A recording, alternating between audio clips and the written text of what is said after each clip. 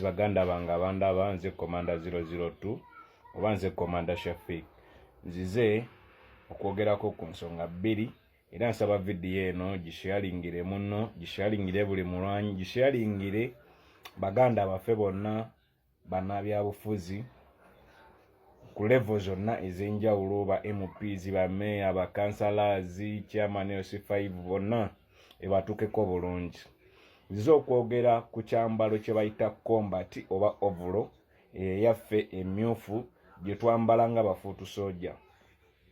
Njagala okubategeeza mwena baganda bange na mwena abali wabweru w'eggwanga lyaffe Uganda abali diaspora bali mu nsi ez'enjawulo. Combat eyo gye mulaba oluusi gye mujaajamya gye mutwala nga ekyambalo ekirala kyonna oba ekyambalo kya bulijjo. Combat eyo si kyambalo kya bulijjo wabula kyambalo ekiyina okwambalwa be bayita bafuutu soja. Naye ebiseera ebisinga mukimisiriidinga mukikozesa bubi. Ekyambalo ekyo kirina amateeka agakifuga. Kirina amateeka agakifuga. Era njagala otegeeza baganda baffe mwena abakulembeze. Tolowooza nti ogenda kukwata sente zo ogenda ogulayo obulozo 20 ofuna abaana eyo ku kyalo ozibambaze ogayina kati nkoze ejje lyange era nze ndinako obuvunaanyizibwa. Kasita okwata combat n'ogigula bwoti n'ogyambaza omwana oba n'ogyambala manya nti kati oyo gw'ogiwadde tokyamuvunaanyizibwako wabula kaakati afuuse ejje lya revolution.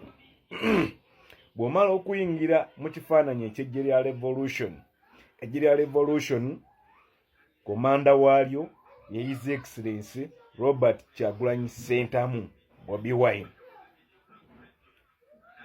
Era kambawo ekyokulabirako ekyangu ennyo vidiyo eno ereme kuba mpanvu.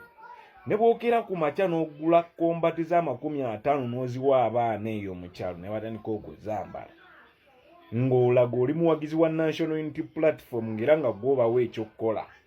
Yes, baganda baffe bo bayinza okuba tebamanyi, naye nsaba musharing message eno etuuke ku buli omu. Singa olunaku lukeera nga tolina kaadi ya Revolution Party gye bayita National Unity Platform, teweetantala okukwata abaana abo yadde combat gwe wazigula n'ozibawa okubateeka ku ggaaliyo okutambula nabo. Ojja kuba obakozesezza mu ngeri enkyamu. Combat gye twogerako yeeriwa nga bw'olaba eno endi mu background oba ovulo. Tulina amateeka agatufuga ng'ogyambadde. Era bw'oba ogyambadde waliwo bye tutakusuubira kola. Mwabazambala nodda ku live n'ovuma abantu n'ovuma buli gw'osanze. Ekifaananyi kyaffe mukyonoona.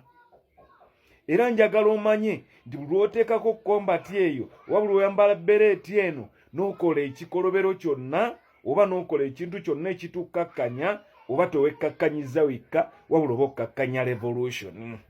Kakati baganda baffe bamama baffe bataata baffe bannyinaze tubasaba before nga tonnakola kintu kyonna buli omanya nti ngenda tuteekako combat oba bereeti sooka olowooze kye ngenda okukola kigatta ku revolution oba kigitoolako.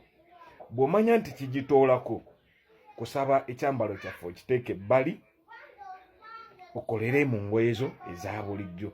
Bw'olaba nti kituteekako nnyo nnyo ettafaali jambale buli lunaku okikola ekintu ekyo kubanga kigenda kutuyamba okwongera okusigira abantu ekifaananyi nti ekyamazima tweteeseteese bulungi era nekye tuliko tukimanyi tugenda kununula ensi yaffe era abaginunula tuli beeteefuteefu.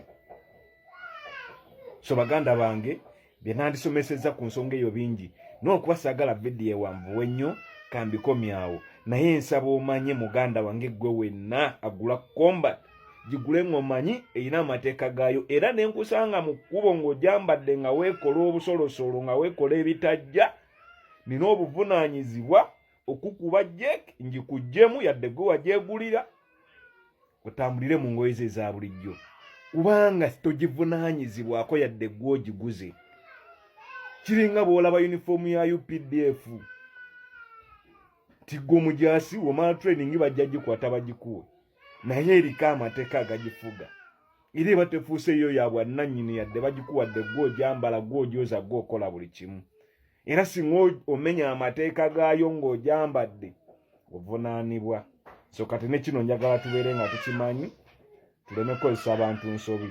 Mwebale nnyo mwebalire ddala. Vidiyo eno giweereze buli kyaliiwo ali mu revolution ne baganda baffe abakulembeze abakola eyo ttiimu zaabwe mu bitundu eby'enjawulo. Tuzeetaaga nnyo naye tubeerewo nga tukimanyi nti si zammwe ng'abantu wabula muzitaddewo ku lwa kozi gye tuliko ennene eya revolution. Era omuduumizi waabwe wo waggulu ye His Excellency Robert Kyagulanyi Ssentamu yabawa order esembayo. Mwebale nnyo mwebalire ddala.